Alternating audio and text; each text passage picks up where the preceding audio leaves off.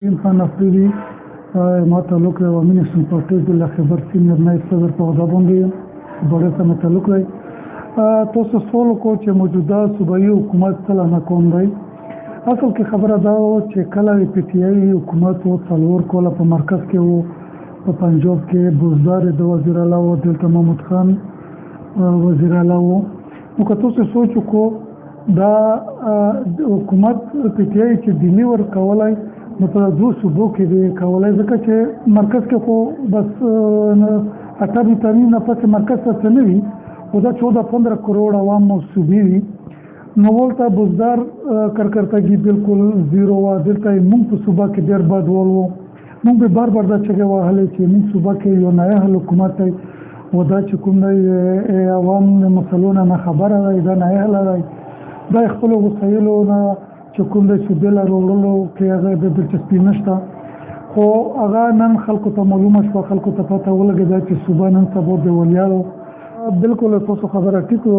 سیاسي اتحاد تاسو که سوچ وکړو، که فکر ورته وکړو په ټوله صوبه کې او بیا به جوان نه وکړه ته وزیرستان پورې چې څومره احتجاجونه شوي او څومره امن دپاره غږ اوچت شوی، نو ټولو نه مؤثر اواز چې کوم دی هغه بړ سیاسي اتحاد و.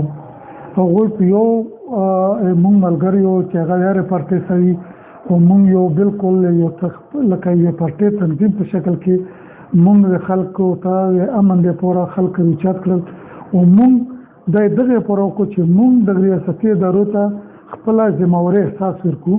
موږ بالکل خاموش نه یو، موږ ته خپله ذمهواري هغه موږ اوس هم انشاءالله ملګري په رابطه کې وي او موږ به خپل مخکې له عمل هم چې کوم دی یلونه وو، خو موږ لږ وخت ورکوو دغو ادارو له.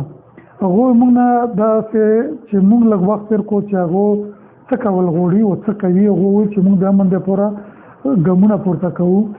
موږ اوس هم ورته په رابطه کې او ډېر ژر د بل سیاسي اتحاد میټینګ هم کېږي او د امن لښکرو ته وویلی صاحب موږ ډېره کلیر ټول سیاسي بړ اتحاد دا ډېر واضح موقف دی چې موږ نه امن کمیټې غواړو، نه موږ لښکرې غواړو، نه موږ په قومونو کې جنګونه غواړو. بس دا ریاست ذمهواري او ریاست خپله ذمهواري سر ته ورسوي. انشاءالله د امن امان به بحال شي او چې ریاست خپله ذمهواري وپېژني. داسې خبره وه چې دا ټول د موږ مشران دي او دا ټول ډېر پوه خلک دي. دا به هېڅکله داسې کار نه کوي چې هغه کوم تېر شوي حالات دي بیا په موږ باندې راشي. دا کمیټې خو چې جوړه شي دغې دا به خامخا په علاقه کې عملیات کوي، نو دا یې ته کوم قانون لاندې کوي. اوس خو موږ په صوبه کې ځم شوي یو، نو که داسې کار کوي نو دغې په مقابله کې به بیا بل تنظیم اوچتېږي، نو په علاقه کې به بیا خونه جنګي جوړه شي. موږ صرف په دغه بنیاد یو چې حکومت ته خپل ریټ قایم کړي، حکومت ته خپله ذمهواري پوره کړي، حکومت ته امن خبره په خپل لاس کې واخلي.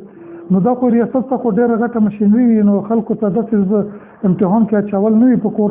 او که دا حکومت ته بل پلان وي، اوس خو به دا د امن په نامه اوچت کړي، بیا دغې ته مقابله کې به داسې قوتونه چې غرونو نه کوم خلک وي چې هغه دمکې خلکو لر لګي او هغه به بیا ورته وایي چې تاسو د امن لښکر کله جوړ کړو، نو جنګ به په علاقه کې جوړېږي. نو موږ په دغه بنیاد وایو چې دا موږ نه بړي سیاسي اتحاد به هېڅوک هم او عام عوام هم دغې ته تیار نه وي منلو ته. خبره یې ټیک ده، لکه اوس کوم امن امان مسله منځته شوې وه، نو په دا کې خو عام لکه اوس موږ ته یا نورو خلکو ته یا موږ سیاسي ملګریو ته که هغه هرې پارټۍ سوي عام په علاقه کې ګرځېدل چې کوم دي ډېره ګرانه وه چې بیا داسې امن حالات خراب وي، نو پکې الیکشن د څنګه په ازاده طریقه باندې وشي. ځکه چې اوس ډېرې داسې علاقې وي چې هغو له موږ ملګري نه شي تللی.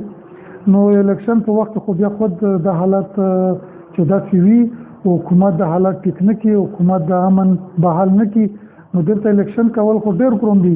بلکې خلکو چې کوم دي دلته روزګارونه چې کوم دي خراب دي، بوړه کې که وګورې که په نورو ځایونو وګورې دلته تجارانو ته ډېرې مسالې وي، دغو ته بتخورې ټلیفونونه کېږي، ټارګېټ کیلینګ کېږي. نو په دا کې ډېر د بازار نه خلک او تجاران او کارخانهدار هغه نه شي تللی خپلې علاقې له. نو سیاسي هلې ځلې خو په دا کې ډېره ګرانه خبره وه. همداسې تاسو خبره ټیک ده، موږ ځکه خو د حکومت نه غوښتنه کوو چې د امن دپاره عملي ګامونه پورته کړي او د امن د بحال کړي چې سیاسي عمل هم روان شي او خلکو تجارت او اقتصادي هلې ځلې او تعلیم هلې ځلې هم روانې